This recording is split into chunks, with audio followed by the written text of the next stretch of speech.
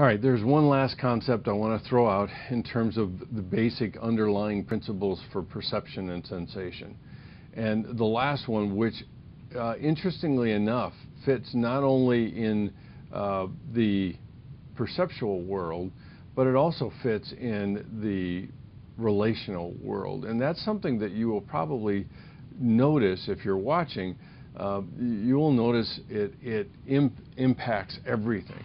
Because contextual effects, in a sense, is top-down processing that helps us to understand a situation, but it also leads to certain kinds of errors. For example, this picture here that you're looking at, this guy is 6'9".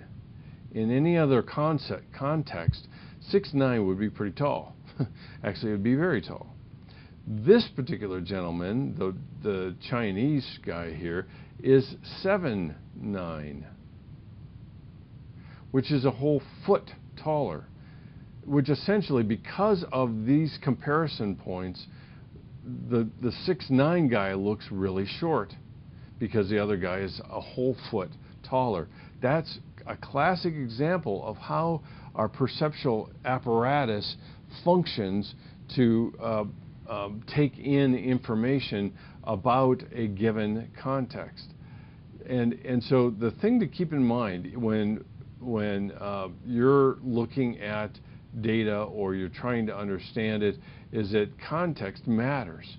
If you don't take that into account, you won't have a valid assessment of what actually is going on in a particular setting. And that's also true when we talk about the other part of context, which we don't pay nearly enough attention to, and that's the underlying emotion that is going on and the underlying motivation. If I am motivated to find certain things, I will probably find them.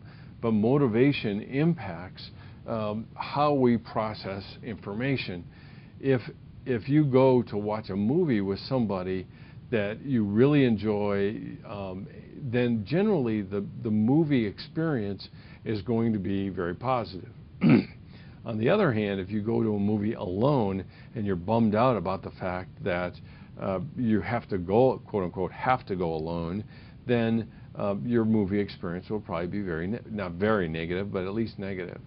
The other aspect is that motives also matter.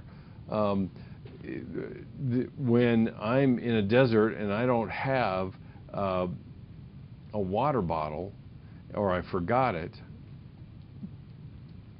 then suddenly the sight of a water bottle or the sight of an oasis makes it that much more important, and sometimes just longer to get to because it's a desired object. And motives matter as much as emotions do as well. Why? Because these two things together set a context which also impacts how we process information. We do not process information in a vacuum.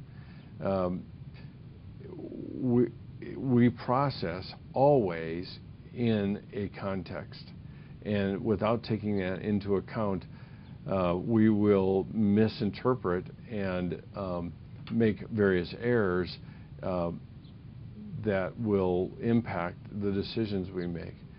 I will tell you that even in the relational world, when we talk about context, I spend a lot of time talking to people. I've done that for way over 20 years, and I understand that I better understand the context of their lives, what they've been through, how they view the world, all of those things, because without that, I probably can't help them in an effective way that meets their particular needs.